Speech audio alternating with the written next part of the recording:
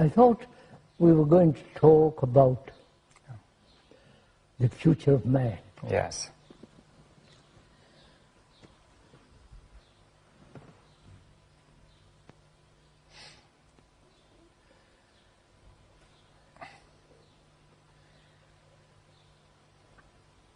I mean, really, when we talk about man, we're talking about humanity. The whole of mankind. Whole yes. of mankind.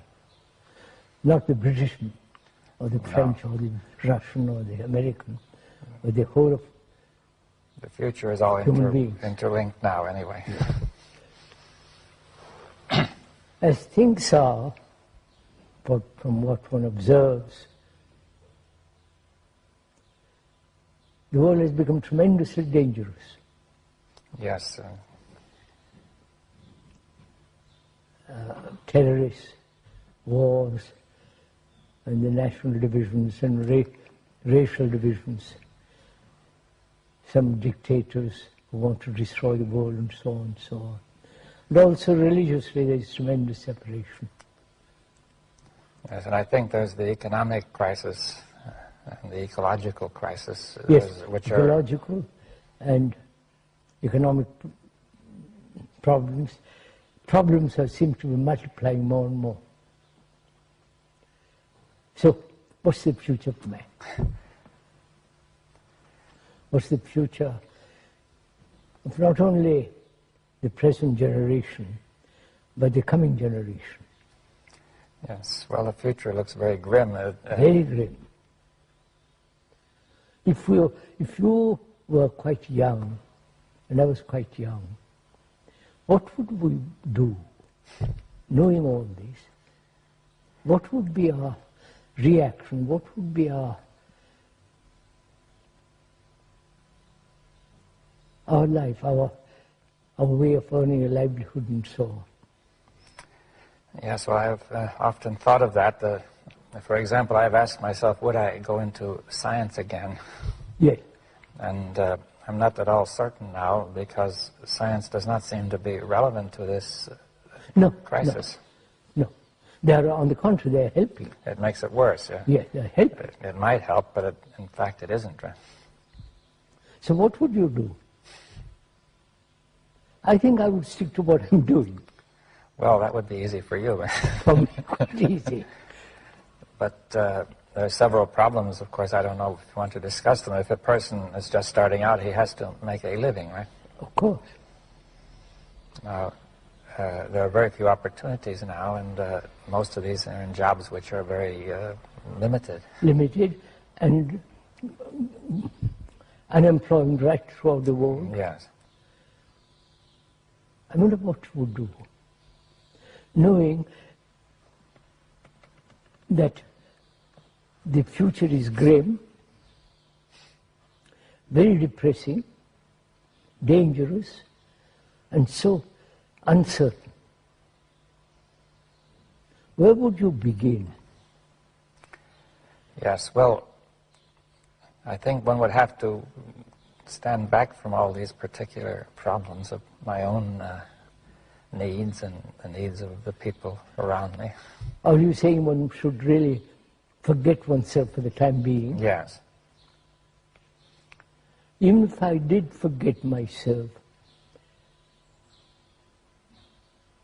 and when I look at this world in which I'm going to live, and have some kind of career or a profession, and the unemployment, what would I do? This is a problem that I think most young people are facing. Yes, it's clear.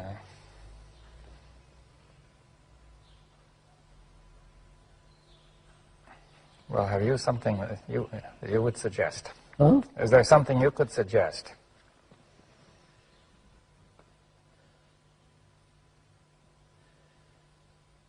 Yeah, I think I don't think in terms of evolution. Yes, I understand that. That's a point that I was expecting we would discuss. Huh? I was expecting we would discuss that. Yes, I don't think there is psychological evolution at all. Yes. Now, we've discussed this quite often, so I think I understand to some extent what you mean, but I think the people who are new to this or viewing this tape are not going to understand. We'll discuss it, but I want to discuss this whole question, if you will. Why are we concerned about the future? Yes, well, at first, only the whole future is now. Yes, in some sense, the whole future is now, but we have to make that clear. So it goes very much against the whole way of thinking of the tradition of mankind that all of us have been exposed to. Mankind thinks in terms of evolution, continuance, and maybe we could approach it another way. That is, evolution seems in the present era to be the most natural way to think. And so I would like to ask you, what objections do you have to thinking in terms of evolution? Now, could I explain a point that has many meanings, this word evolution? Of course. So we are talking psychologically. Yes. Now, the first point is let's dispose of physical evolution. Acorn will grow into an oak. Well, also the species have evolved, for example, from the plants to the animals and to the man. That would have taken 1 million years to be what we are. Now, you have no question that has happened, right? No, that has happened. And it may continue to happen. Yes, that's evolution. Yes, now that is a valid process. Of course, that's a valid, natural process. Yes, it takes place in time. Yes. And therefore, in that region, past, present, and future are important, right? Yes, obviously. I don't know a certain language. I need time to learn it. Well, also, it takes time to improve the brain. See, if the brain started out small with and then it got bigger and bigger, that took 1 million years. And become much more complex. Yes. And so on. So all that needs time. Yes. All that is movement in space and time. Yes, so you will admit physical time and neurophysiological time. Neurophysiological, absolutely, of course. Now, any sane man would. Yes, but now most people also admit psychological time, or what I call mental time. Right? Yes, that's what we're talking about. Yeah. Whether there is such thing as psychological tomorrow, psychological evolution. Yes, now, at first sight, I'm afraid that this will sound strange. You see, that it seems I can remember yesterday, and there's tomorrow I can anticipate, and it has happened many times from days have succeeded each other. Yes. So I do have the experience of time, you see, from yesterday to today to tomorrow. Right? Of course, of course. Now that's simple enough. That's simple enough. Now, what is it you're denying, you see? I deny that I will be something. Become better. That I can change and be. But now there are two ways of looking at that. See, one way is, will I intentionally become better because I'm trying? Or secondly, some people feel that evolution is a kind of a natural, inevitable process in which we are being swept along like in a current, and we are perhaps becoming better or worse, or something is happening to us. Psychologically. Yeah, but psychologically, which takes time, which may not be the result of my trying to become better, or it may or may not be. Some people may think one way, some another. But are you denying also that there's a sort of a natural psychological evolution as there was a natural biological evolution? I'm denying that, yes. Yes. Now, why do you deny it? Because first of all, what is the psyche? Yes. The me, the ego, and so on. What is it? Yes, well now, the word psyche has many meanings. It may mean the mind, for example. Now, do you mean by that the ego is the same thing? The ego. I'm talking of the ego, the me. Yes, now, some people who are thinking of evolution are thinking there will be an evolution in which the me is transcended. That is, that it will rise to a higher level. Yes, does transition need time? A transcendence, a transition. Yeah. That's my whole question. Yes. So there are two questions. One is, will the me ever improve? Now, that's one argument. And another argument is, even if we suppose we want to get beyond the me, can that be done in time? Is that it? That cannot be done in time. That's yes. Now, we have to make it clear why not. Yes, I will. We'll go into it. What is the me? If the psyche has such a different meanings, the me is the whole movement which thought has brought about. Well, why do you say that? The me is the consciousness, my consciousness. The me is my name, form, and all the various experiences that I've had, remembrances, and so on. The whole structure of the me is put together by thought. Yes, well, that again will be something which some people might find it hard to accept. Yeah, of course, we're discussing it. Yeah, but I mean also to try to bring it out. Now, yes. The first experience, the first feeling I have about the me is that the me is there independently and that the me is thinking.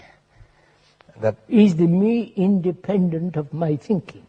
Well, my own first feeling is the me is there independent of my thinking, and it is the me that is thinking. You see, like yes. I am here and I could move my arm, or I could think, or I could move my head, you know. Yes. Now, is that an illusion? No. What? Because the me, when I move my arm, there is the intention to grasp something, to take something, to put something, which is also, first, is the movement of thought, and that makes the arm move, and so on. My contention is, and I'm ready to accept it's false or true, that thought is the basis of all this. Yes, your contention is that the whole sense of the me and what it is doing is coming out of thought. Now, what you mean by thought, though, is not merely intellectual thought. No, of course not. But what more? Let me see. Thought is a movement of experience, knowledge, memory, and thought.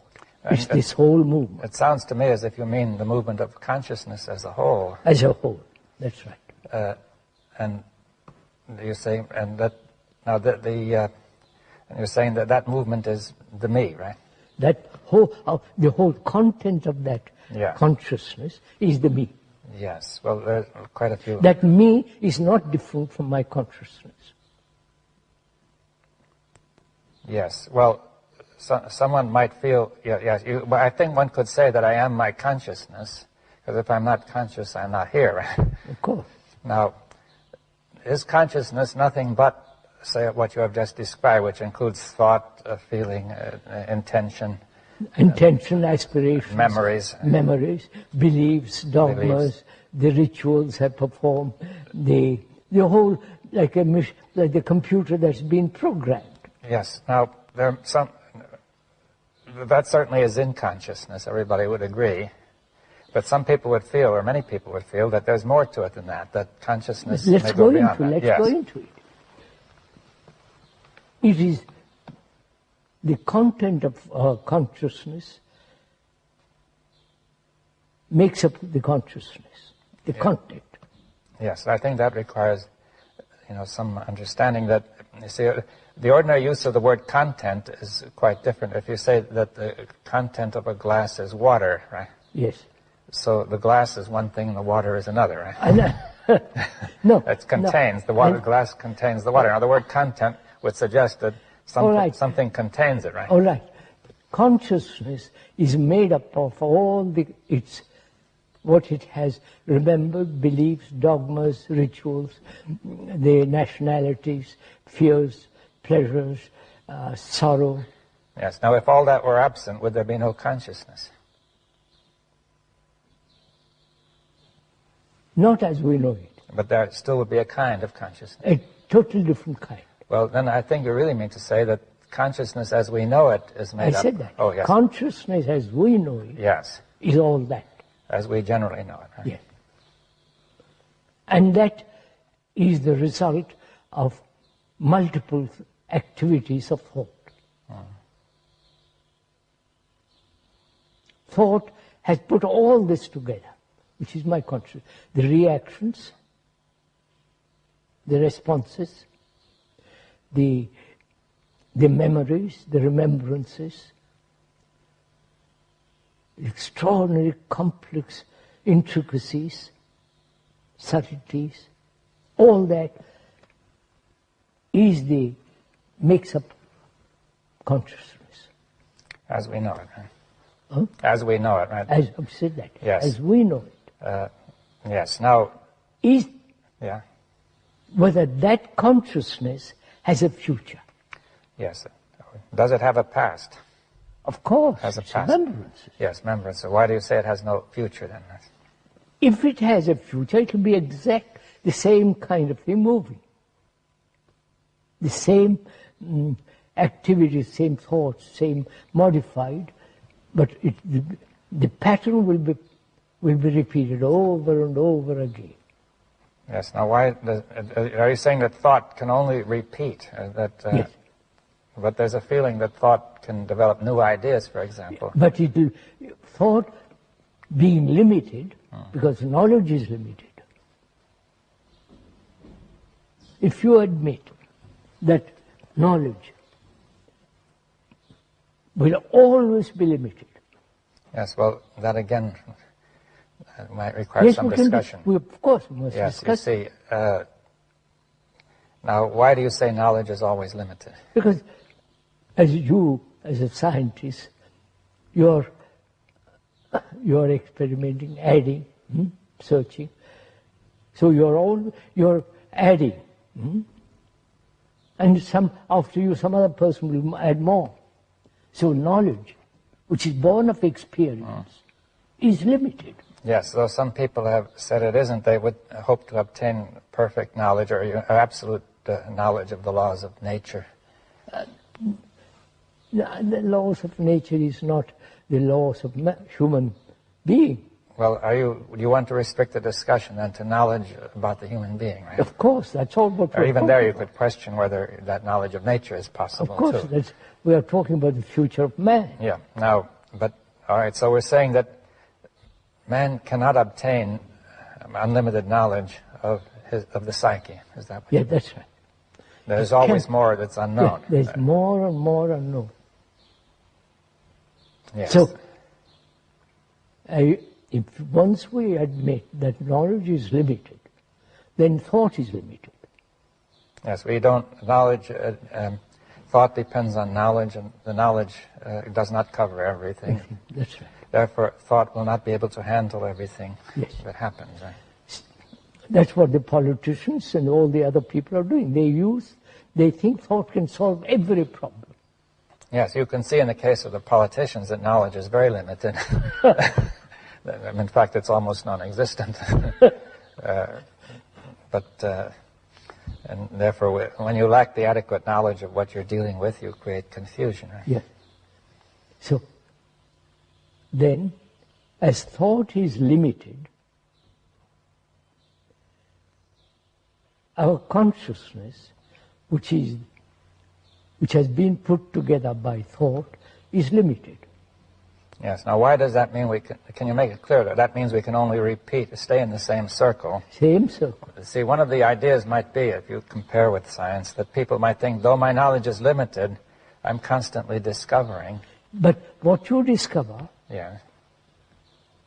is added to, but it's still is limited. It's still limited. That's the point, that I can keep on. See, I think one of the ideas behind a scientific approach is that though knowledge is limited, I can discover and keep up with the actuality. But that's also limited. My discoveries are limited, and there's always the unknown which I have not That's discovered. why I'm saying the unknown, the limitless cannot be captured by thought. Yes. Because thought in itself is limited. And I agree to that. Not only agree, but it's a fact. Yes, well, perhaps we should bring it out still more. That is, thought is limited. Even though one may easily verbally admit thought is not limited, there's a very strong predisposition, feeling, tendency to feel that way, that thought can do anything. Right? Anything. It can't. It has. See what it has done in the world. Well, I agree that it has done some terrible things, but that doesn't prove that it's always wrong. You say that maybe you could always blame it on the people who have used it wrongly, you say. I know that's a kind of good old trick. But thought in itself is limited. Therefore, whatever it does is limited. Yes, now, and it's limited in a very serious way, is what you're saying. You know, that's right. Oh, of course, in a very, very serious way. Now, could we bring that, say what that way is? I mean, that way is what's happening in the world.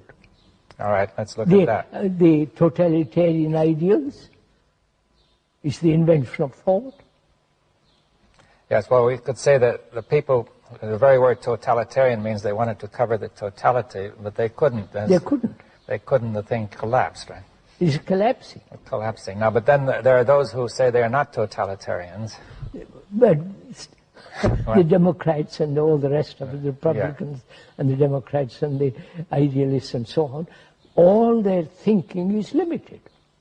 Yes, but it's limited in a way that's very destructive. It's very serious and destructive. Now, in what way could we bring that out? You see that I could say, okay, my thought is limited, but, well, it may not be all that serious. You see, why is it so important? That's very simple, because whatever action is born of limited thought must breed conflict. Inevitable. Yes. Like dividing humanity into geographically, into nationalities and so on, so on, so on, religiously, has created havoc in the world. Yes, now let's connect that with the limitation of thought. That is, my knowledge is limited, right? We said that. And how does that lead me to divide the world into? Aren't we seeking security? Yes. And we thought there was security in the family, security in the tribe, security in nationalism. So we thought there is security in division. Yes, it seems now it's come out that, take the tribe, for example. See, one may feel insecure. Now, because then it says, with the tribe I am secure, that is a conclusion. And I think I know enough to be sure that's so, but I don't. Other things happen that I don't know, which make that very insecure. Other tribes come along. No. The very division creates insecurity. It helps to create it, yes. But I'm trying to say I don't know enough to know that, right? No. I don't see that, right? So you don't, but one doesn't see it because one has not thought about anything, looked at the world as a whole. Yes, well, the thought which attempts to, the thought which aims at security attempts to know everything important. Yes. And it assumes that it knows everything important, and it says this will bring security. Now, not only are there a lot of things it doesn't know, but one thing it doesn't know is that this very thought itself is divisive, right? Divisive. Yeah. Divisive. It's going to, because I define an area which is secure and divide it from another area. Because in itself it's limited. Yes. Anything that's limited must inevitably create conflict. What do you mean, any thought that's... If I say I'm an individual, it's limited. Yes. I'm concerned with myself, that is very limited. Yes, we have to get this clear. See, if I say this is a table which is limited, it creates no conflict, right? No, there's no conflict. Now when I say this is me, it creates conflict. Now, yes. The me is a divisive entity. Yeah, let's see it more clearly why, you see. Because it is separative, it is concerned with itself. The me identifying with the greater nation is still divisive. Yes, well, I define myself in the interest of security so that I know what I am as opposed to what you are, and I protect myself, right? Now, this creates a division between me and you. Right? We and they and so on. We and they. Now, that comes from my limited thought because I don't understand that we are really closely related and connected. That's we are human beings. Yeah, we're all human beings. all human beings have the same, more or less the same problem. No, I haven't understood that. My thought is, my knowledge is limited. I think that we can make a distinction and protect ourselves, or me, and not the others. Yes, that's right. But in the very act of doing that, I create instability. Right? Yeah, that's right. You create insecurity. Insecurity. So, if we see that, not merely intellectually or verbally, but actually feel it, that we are the rest of humanity, then the responsibility becomes immense. Yes, well, how can you do anything about that responsibility? Then either contribute to the whole mess or keep out of it. That is, not to be at peace, to have order in oneself. Well, I didn't. I'll come to that. I'm going to talk. Yes, you see, let's come, you see, I think we've touched on an important point, that we say the whole of humanity, of mankind, is one. Yes. And therefore to create division there is destructive. Dangerous. Yes. Now, whereas to create division between me and the table is not dangerous, because in some sense we are not one, though. Me and the trees. That's only in some very general sense that we are one. But yes. Now, mankind doesn't realize that it is all one. I think we have. You see, Why? Well, Why? let's go into that. You see, I think we've been going. That this is a crucial point. That it's clear it doesn't, because there's so many divisions, and not only in nations and religions, but from one person to another. I know. Why is there this division? There, first of all, is the feeling, at least in the modern era, that every human being is an individual. Right. This may not have been so strong in the past. That's what I question. I question altogether whether we are individuals. Yes, well, that's a big question, because... Yeah, of course. We said just now, the consciousness, which is me, is similar to the rest of mankind. They all suffer. Yes. They all have fears. They're all insecure. They have their own particular gods and rituals, all put together by thought. Yes, well, I think this calls for some, there are two questions here. One is, not everybody feels that he is similar. Most people feel they have some unique distinction. At least they... What do you mean, unique distinction? Well, distinction in doing something? Well, there may be many things. Like, for example, one nation may feel that it is able to do certain things better than another. One person has some special things he does, or qualities. Of course. You are more intellectual than I am. You are somebody else better than this and that. Yeah, he may take pride in his own special abilities or advantages. But when you put away that, basically we are... But now, yes, we have to say, what does it mean? That you're saying that these things you've just described, which are... superficial. Yes, now the things that are basic are what? Is fear, sorrow, pain, anxiety, loneliness, and all the human travail. Yes, well, many people might feel that the basic things are the highest achievements of man. The highest achievements of mankind, and not these. What has he achieved? Well, let's discuss it. You see that? Yes. I mean, many people, at least I understand. We've discussed this often, but I think we must yes, sir. Bring it out. Let's now, go what have we achieved? Well, for one thing, people may feel proud of the achievement of man in science and art and culture and in technology. Achieved in all those directions, certainly we have. Yeah. Yes. Vast technology, communication, travel, medicine, surgery. Yes. Has advanced tremendously. Yes, I mean, it's really remarkable in many ways. There's no question about it. Yeah. Now, you're saying that all... What have we psychologically achieved? Yes, I mean, one point is to say none of this has affected us psychologically. That's right. Right. And the psychological question is more important than any of the others, because if the psychological question is not cleared up, the rest is dangerous. Yes. They're quite right. Dangerous. If we psychologically are limited, then whatever we do will be limited. And the technology will then be used by our limited... Yes, the master is this limited psyche and not the rational structure of technology. And in fact, technology then becomes a dangerous instrument. Now, so that is one point, that the psyche is at the core of it all. And if the psyche is not in order, then the rest is useless. If the house is in order... Yeah, and now the second question is, although we're saying that there are certain basic disorders in the psyche, or lack of order, which is common to us all, and we may all have a potential for something else, but the second point is, are we all one, really, you see? That is, even though we are all similar, that doesn't say we're all the same, right? We're all one. No, we said, in our consciousness, basically, we have the same ground on which we stand. Yes.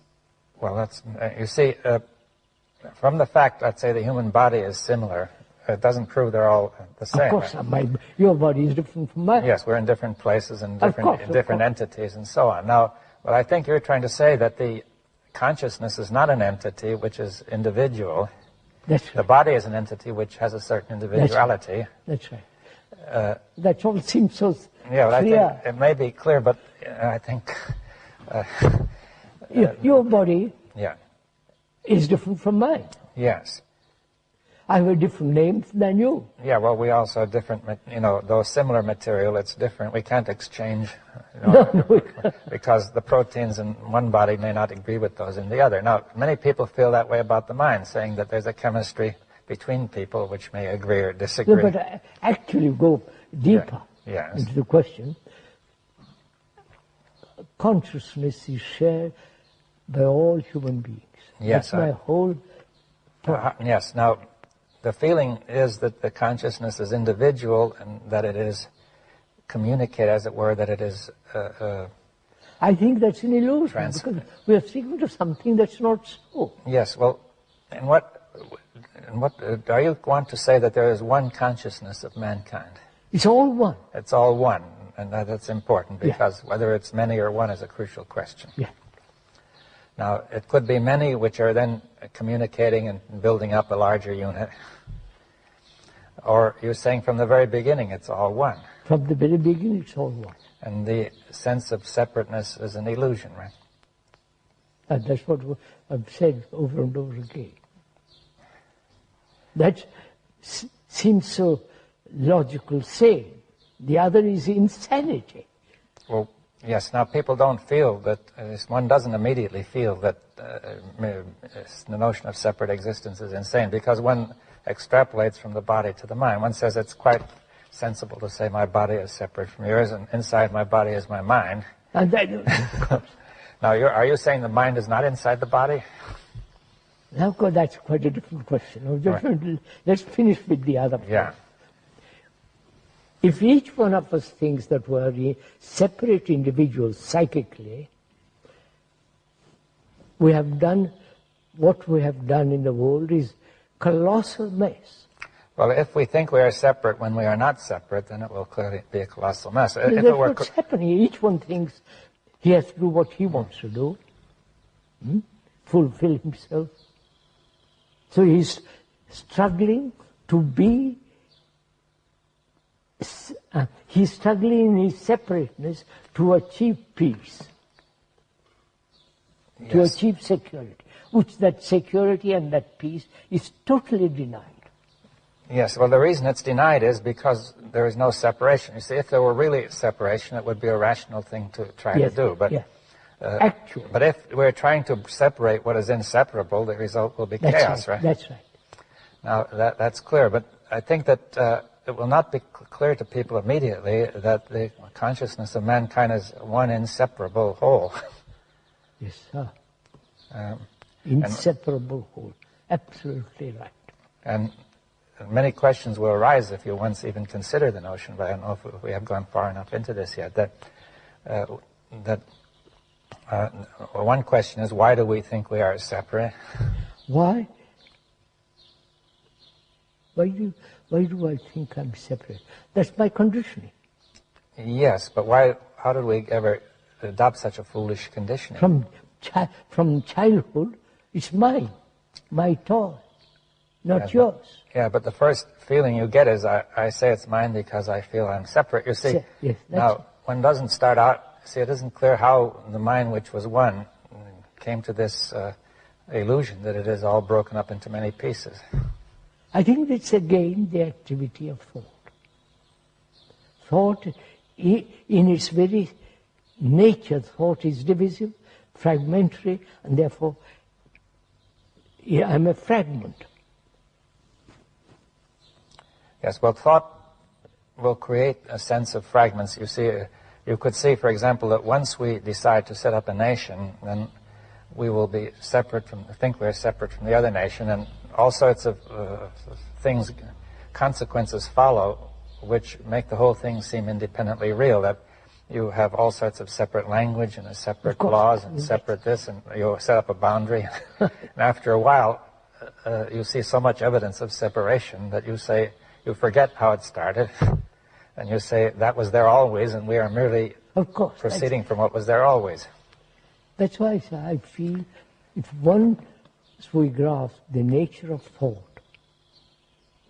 the structure of thought, how thought operates, what is the source of thought, and therefore it's always limited. If we really see that, then...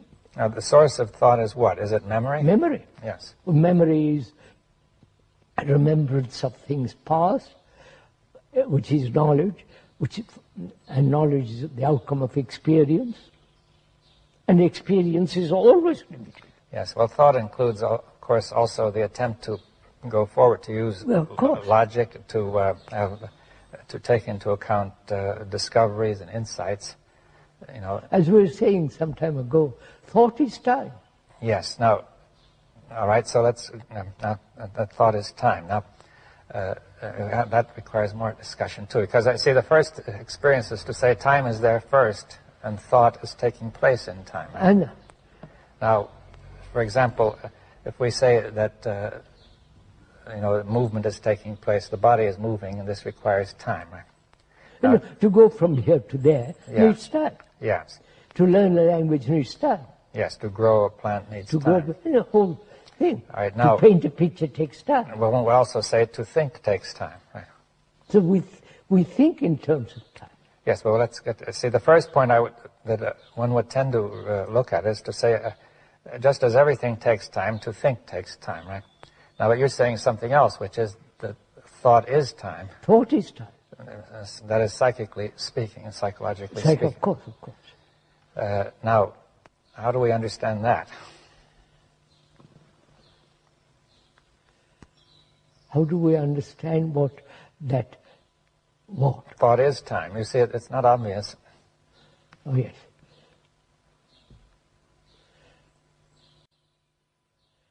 Would you say thought is movement and time is movement? Right, that's movement. Now, yes, well, these are, you see, time is a mysterious thing. People have argued about it. You know, we could say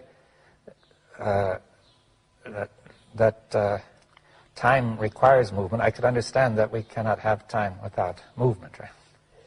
Time is movement. Time is movement. Now, but time is not separate. I don't say it's separate from movement, but you see, to say time is movement, you see, if we said time and movement are one. Yes, I'm saying that. Yes. Now, they cannot be separated, right? No. All right, because that seems fairly clear. Now, there's physical movement, which means physical time, right? Physical time. There's the heartbeat and so on. Hot and cold, and also dark and light, the sunset, seasons, sunrise, all that. Yes. Now, then we have the movement of thought. Now, that brings us into the question of the nature of thought. Is thought nothing but a movement in the nervous system, in the brain? Yes. Would you say that? Yes. I mean, some people have said it includes a movement of the nervous system, but there might be something beyond. You know. What is time, sir, actually? Actually, what is time? time is hope. Psychologically. Psychological. I'm talking entirely psychological one for the tends moment. to keep on thinking. Of course. We have understood that. Yeah. Time, hope is time. Becoming is time. Achieving is time. Now, take the question of becoming. I want to become something, psychologically. I want to become non-violent. Take that for example. That is altogether a fallacy. Yes, well, we understand it is a fallacy, but, the reason it's a fallacy is that there is no time of that kind. Is that it? No. That there is... No, sir. Right. Human beings are violent. Yes. And they've been talking a great deal, Tolstoy in India, of non-violence. The fact is we are violent. Yes, but... And the non-violence is not real. Yeah, but we want to become that. Yeah, but you see, it's again an extension of the kind of thought that we have with regard to material things. You say, if you see a desert, the desert is real, and you say the garden is not real, but in your mind is the garden, which will come when you put the water there. Yeah.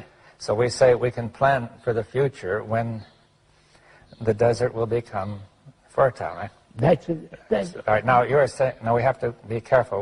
We say we are violent, but we cannot, by similar planning, become non-violent. Non-violent. Now, why is that? Why? Because the non-violent state cannot exist while there is violence. Yes, yes. That's an ideal. Yeah.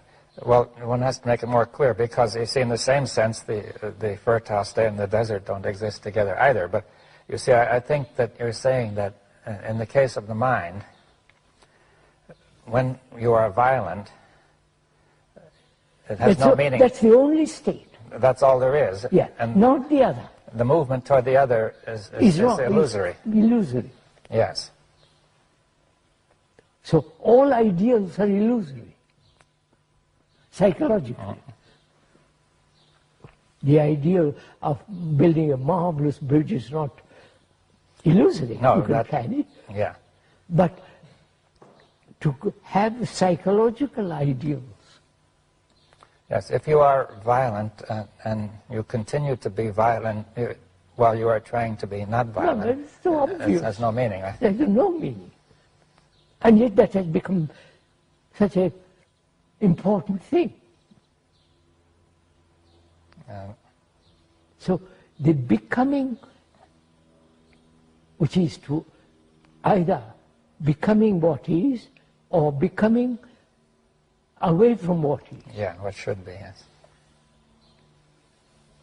I question both.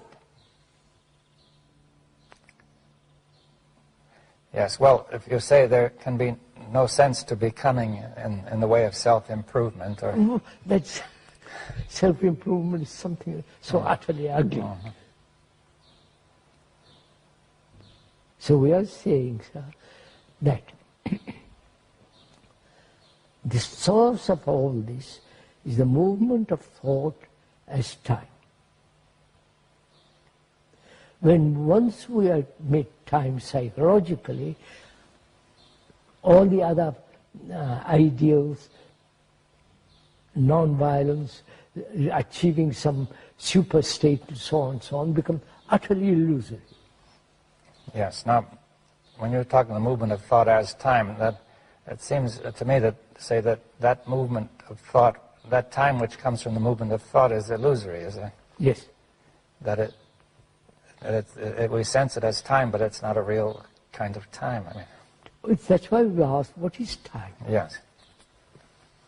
I need time to go from here to there. I need to, if I want to learn some engineering, I must study, it takes time. That same movement is carried over into the psyche. I say, I need time to be good. Yes, now, in order... I need time to be enlightened. Yes, that will always create a conflict, right? Yes. From one part of you and another. Oh, yeah. And so that movement in which you say I need time also creates a division in the psyche. That's right. Between, say, the thinker, observer, and the observed, right? That's right. We are saying the observer is the observed. Yes, and therefore there's no time, is what it is. That's right. Psychologically. The experiencer, the thinker, is the thought. There is no thinker separate from thought. Yes. All that you're saying, seems very reasonable, but I think that it goes so strongly against the tradition of what we are used to that it would be extraordinarily hard for people to really, generally speaking, to... No, most people, sir, they want a comfortable way of living. Let me carry on as I am, for God's sake, leave me alone. Yeah, but that's the result of so much conflict that people are worn out by it, I think.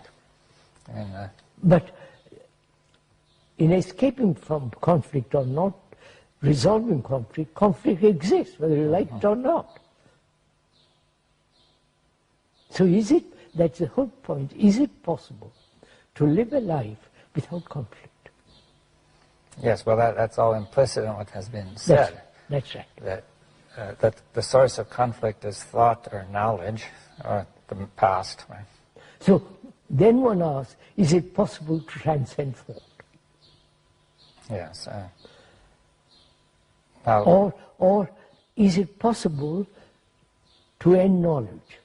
I'm putting psychologically, not...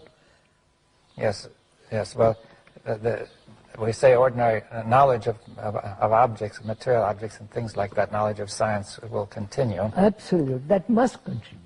But what you might call self-knowledge is what you're asking to end, isn't it? Yes. On the other hand, people have said self-knowledge, even you have said self-knowledge is very important. Self-knowledge is important, but if I take time to understand myself,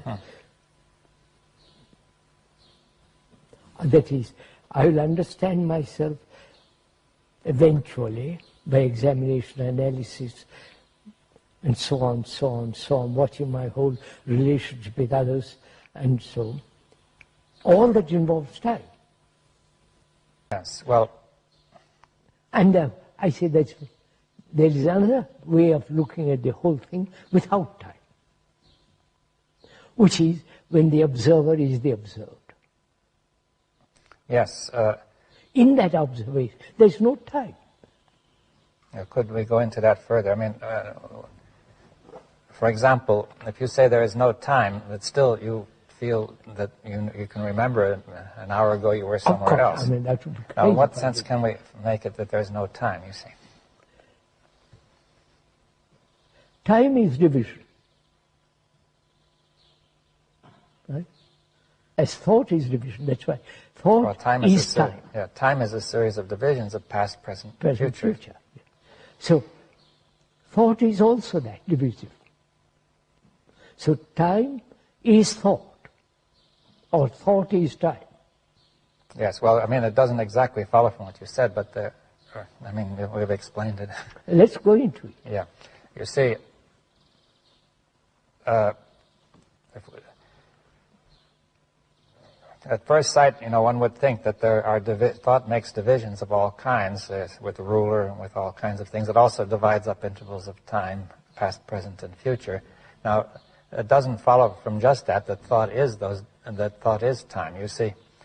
We said time is movement. Yes. Thought is also a series of movements. Yes. All right. So both are movements. Yes. So thought is a movement, right? A movement, we suppose, of the nervous system. Right? And you see, it's a movement of becoming. I'm talking psychologically, not... Psychologically. But I mean, whenever you think, something is also moving in the blood and the nerves and so on, right?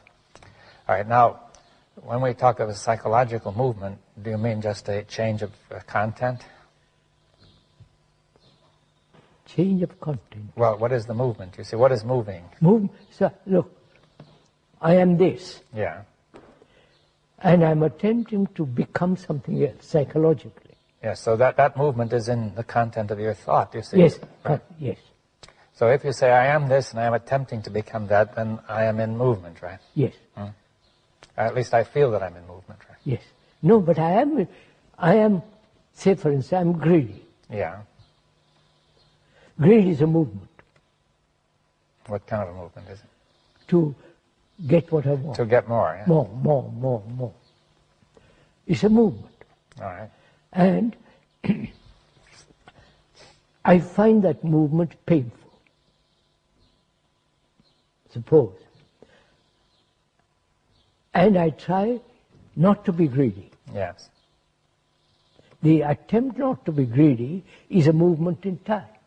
Is becoming. Yes, but even the greed was becoming, right? Of course.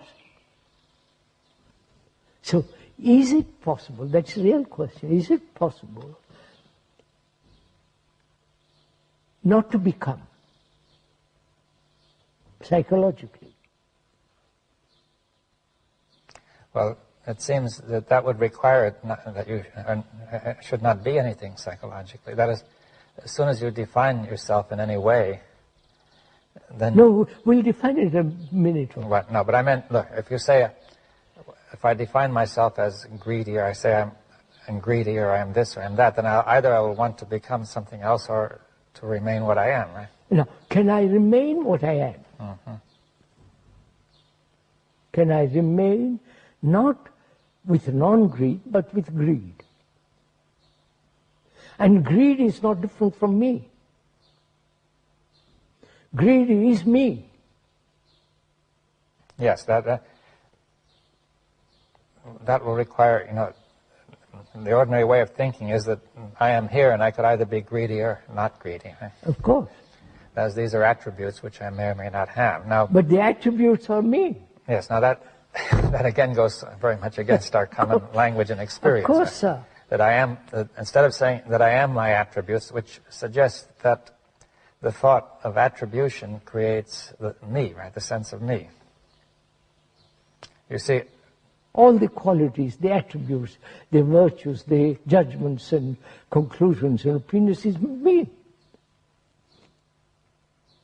Well, it seems to me that this would have to be perceived immediately as obvious. That's the whole question. To perceive the totality of this whole movement instantly. Then we'll come to the point, perception.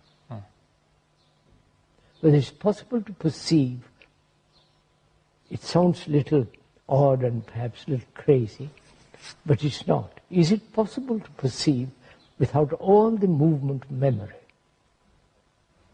To perceive something directly, without the word, without the reaction, without the memories entering into perception. Yes, well, that's a very big question because memory has constantly entered perception. Of course, that's the whole... You see, it would raise the question, what is going to stop memory from entering perception? Nothing can stop it. Yes. But if I see the reason, the rationality of the activity of memory, which is limited, the very perception that it is limited, you are moved out of him to another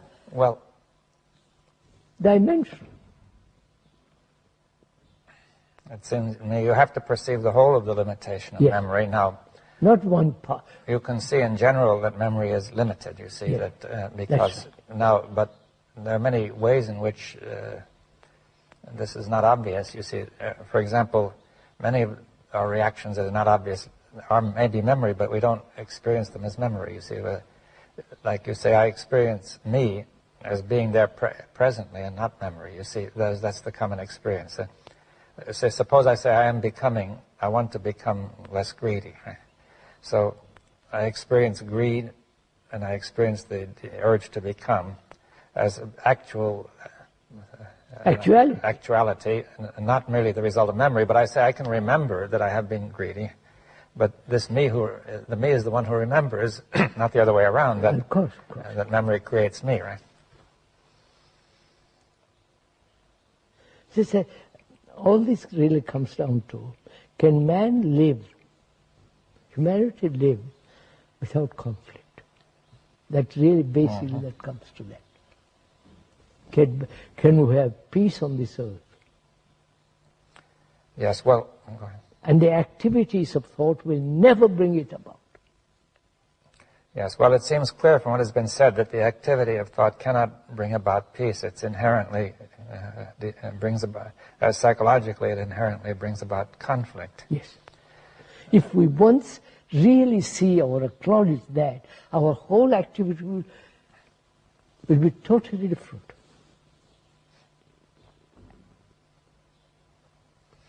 But are you saying that there is an activity which is not thought, then? Which is not? Which is beyond thought. Yes. And which not only is beyond thought, but which does not require the cooperation of thought. That is... Oh, certainly not. That it is possible for this to go on when thought is absent. That's a real point we have often discussed. Yeah. Whether there is anything beyond thought. Not something holy, sacred, I'm not talking about that. I'm talking, is there an activity which is not touched by thought? We are saying there is. And that activity is the highest form of intelligence. Yes, well, now we brought in intelligence. I know. I purposely brought it in. So, intelligence is not the activity of cunning thought. There is intelligence to build a table. Yes, but intelligence can use thought, as you were saying, often said, right then. Intelligence can use thought. Yes, or thought can be the action of intelligence, would you put it that way? Yes. Or it could be the action of memory. Huh? That's it. Either the action is born of memory, and therefore memory is limited, therefore thought is limited, and it has its own activity, which then brings about conflict. Yes. And therefore memory is limited, therefore thought is limited, and it has its own activity, which then brings about conflict. Yes. I think this would connect up with what people are saying about computers. You see, every computer must eventually depend on some kind of memory, Memory, yes. Which is put in, or else programmed, and that must be limited, right? Of course. Because now, therefore, when we operate from memory, we are not very different from a computer. Or the other way around, perhaps the computer is not very different from us. I'll say once, a Hindu has been programmed for the last 5,000 years to be a Hindu. Or in this country, you're being programmed as British. Or as a Catholic, or a Protestant. Yes. So we're all programmed up to a certain extent. Yes. Now then we could say that you're bringing in the notion of an intelligence which is free of the program, which is creative perhaps. Yes, that's right. And that intelligence has nothing to do with memory and knowledge. Yes, it may act in memory and knowledge, but it has nothing to do with it in its origin. It may act through memory, etc. That's right. And how do you find out whether it has any reality, not just imagination and romantic nonsense? How do you find out? To come to that, one has to go into the whole question of suffering, whether there's an ending to suffering. And as long as suffering and fear and the pursuit of pleasure exist, there cannot be love. Yes, well, there are many questions there. Now, the first point is, say, suffering, or including pleasure, fear, and suffering, and I suppose we can include anger and violence and greed in there. Of course, otherwise... Yes. Now, we could say that all those, we're saying, first of all, that all those are the response of memory. Yes. They are not They have nothing to do with intelligence. All part of thought and memory. And that as long as they are going on, it seems to me that intelligence cannot operate in thought. That's right. Or through thought. So there must be the freedom from suffering.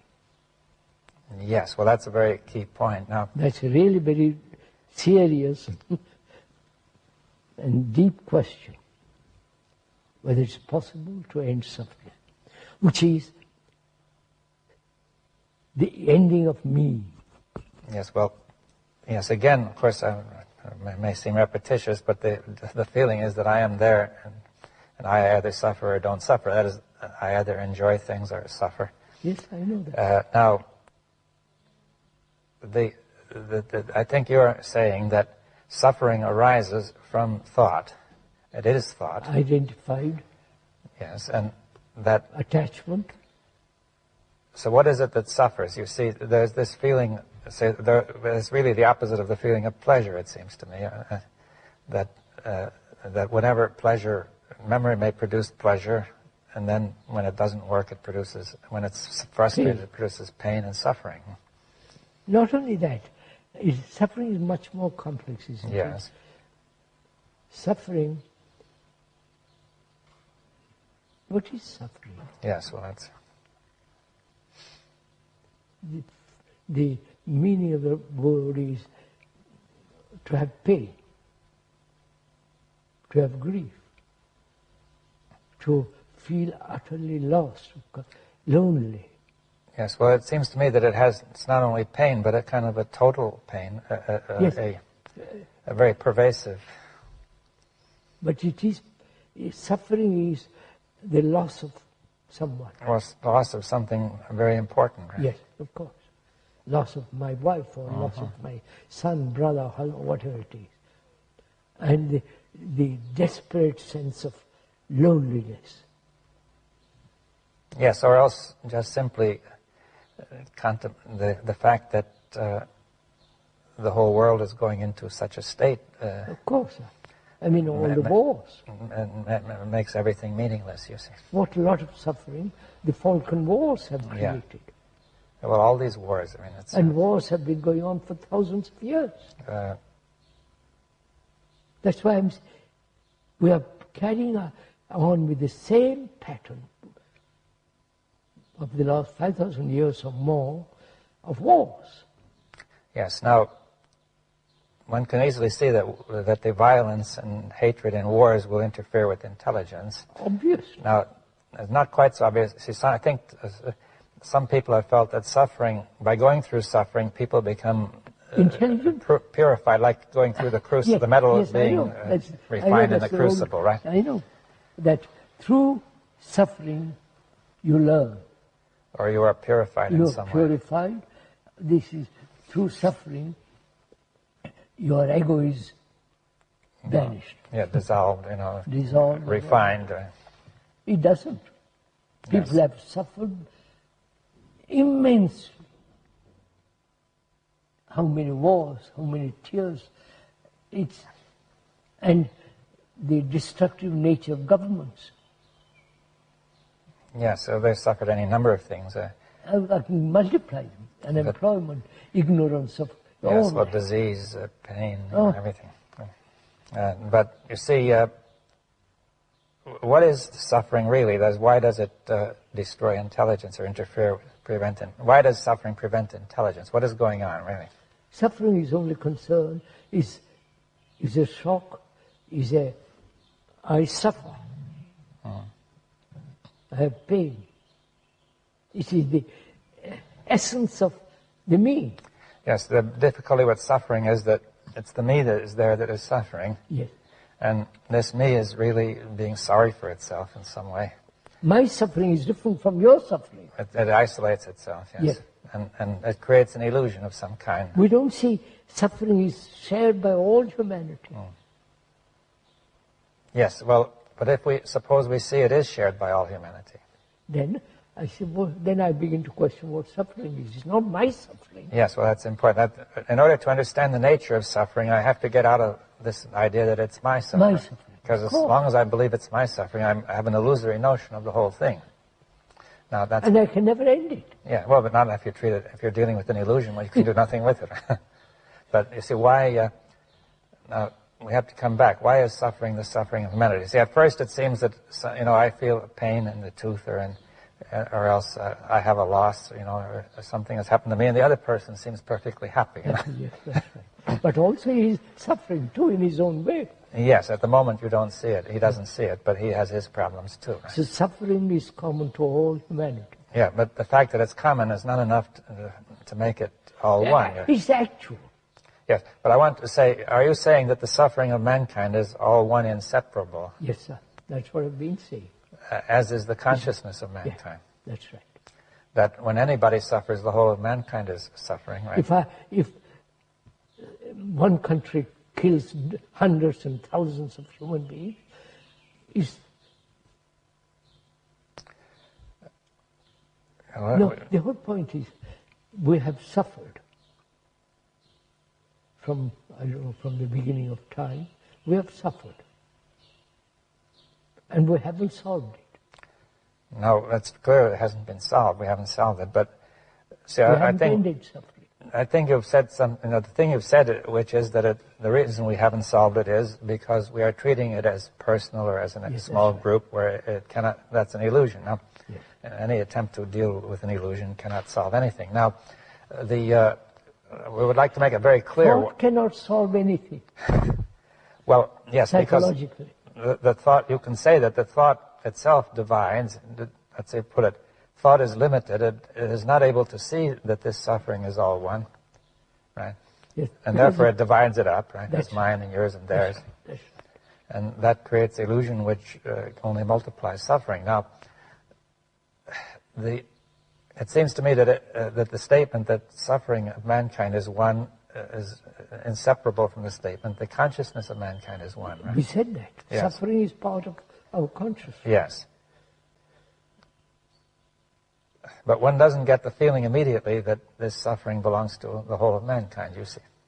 So, the world is me, I'm the world. Yes, you've often said that. Yeah. But we have divided it as British Earth and French Earth. Now, do you mean by the world the physical world or the world of society? Or the world of society, world of psychological world, chiefly. Yes, so we say the world of society, of human beings, is one. And I am, now when I say I am that world, what does that mean? The world is no different from me. The world and I are one? Yes. Right, we are inseparable. Yes. And that requires, that's real meditation, that's real, you must feel this in not just verbal statement, it is an actuality.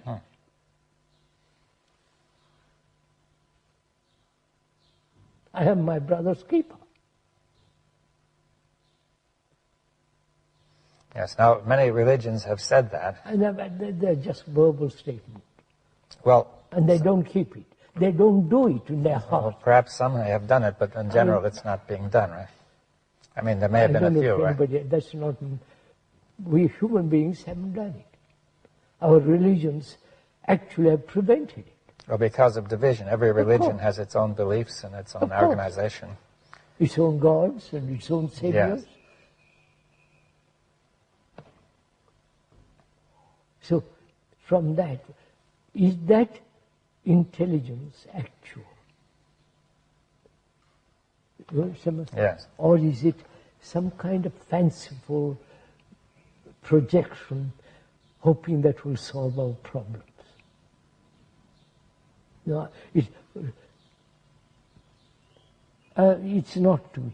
It is an actuality. Because the ending of suffering means love.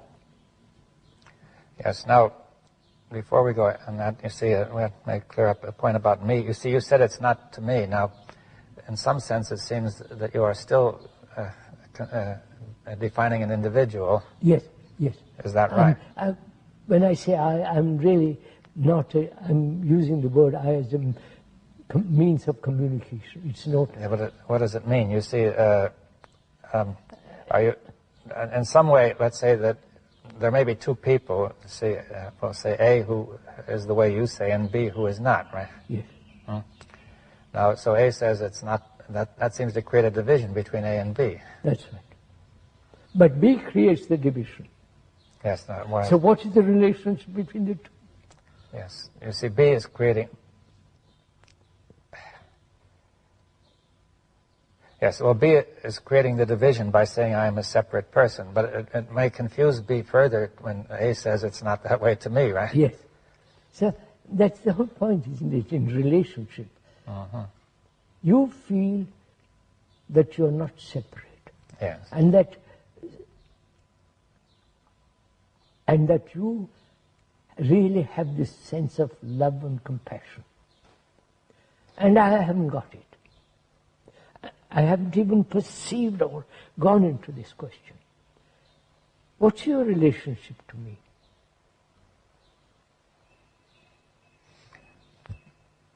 Yes, well...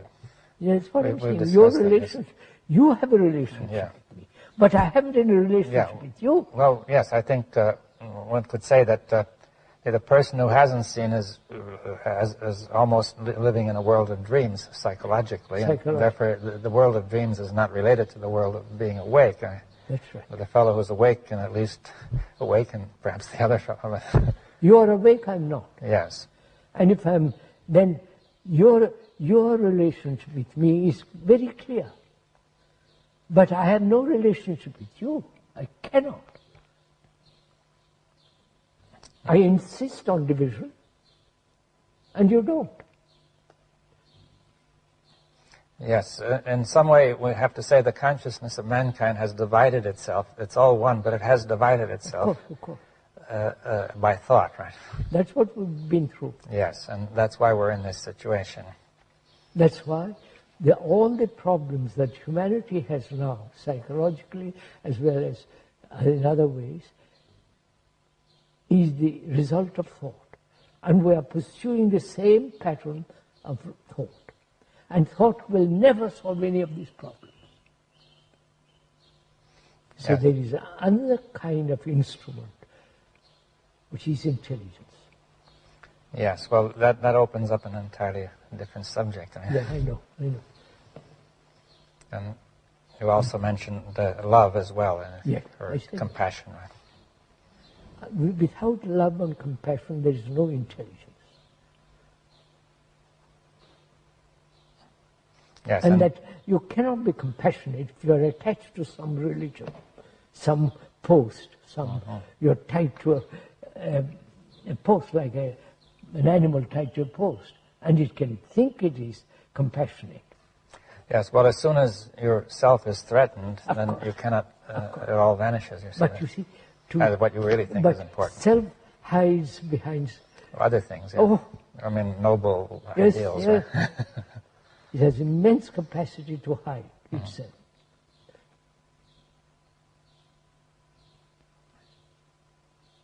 So, what is the future of mankind?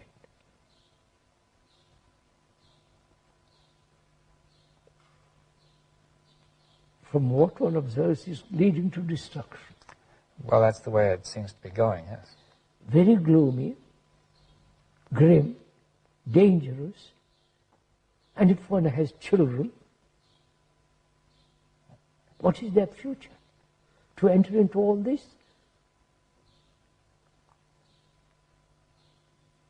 And go through all the misery of it all? So education becomes extraordinarily important. But now education merely accumulation of knowledge.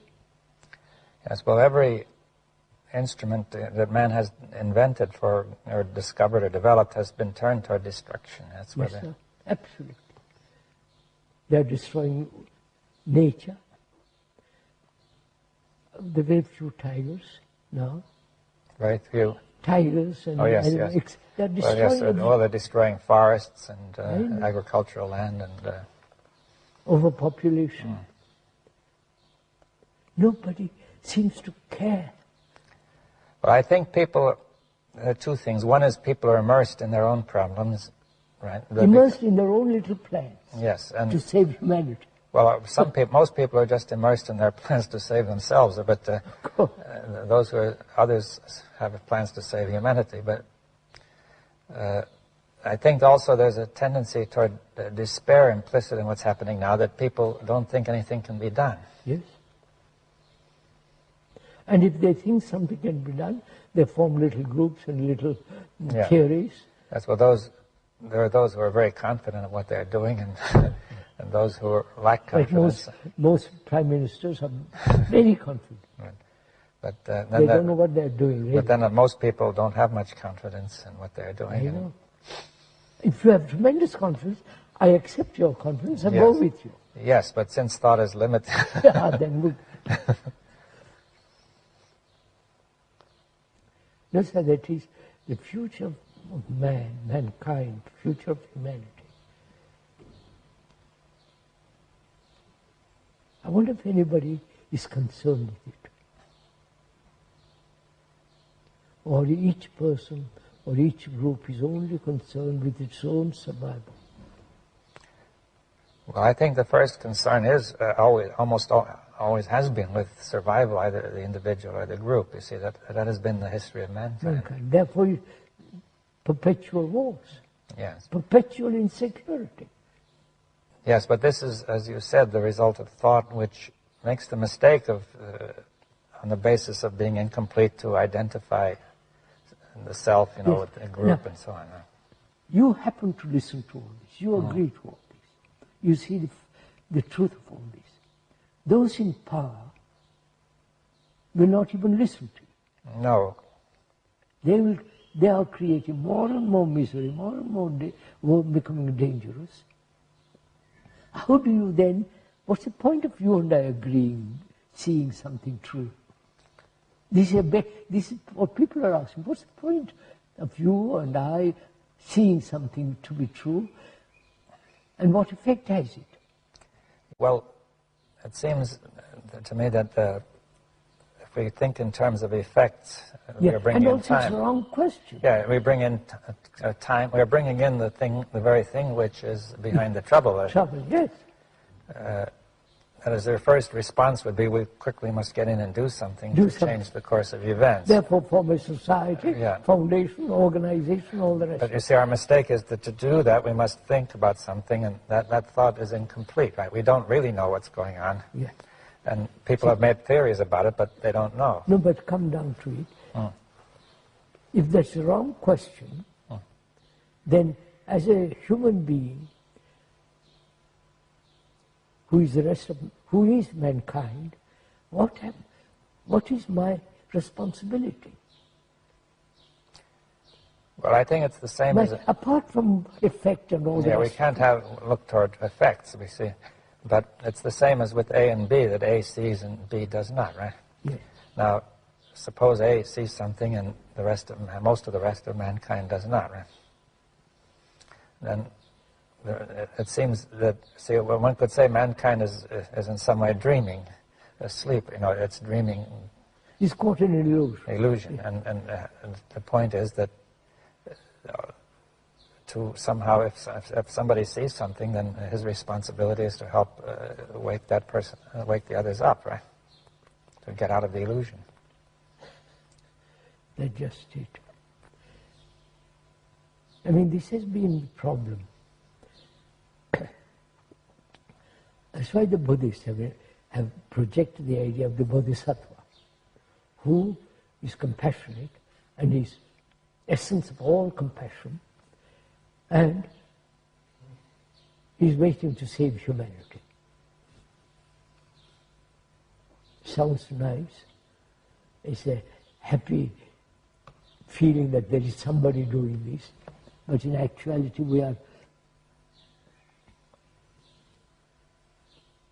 we won't do anything that's not comfortable, satisfying, secure, both psychologically and physically. Yes, well, that's the source of the illusion, basically. How does one make another see all this? They haven't time, they haven't the energy, they haven't even the inclination, they want to be amused. How does one make X see this whole thing so clearly that she says, all right, I've got it, I'll work. I'll see I'm responsible, I won't be all the rest of it. I think that's the tragedy of those who see and those who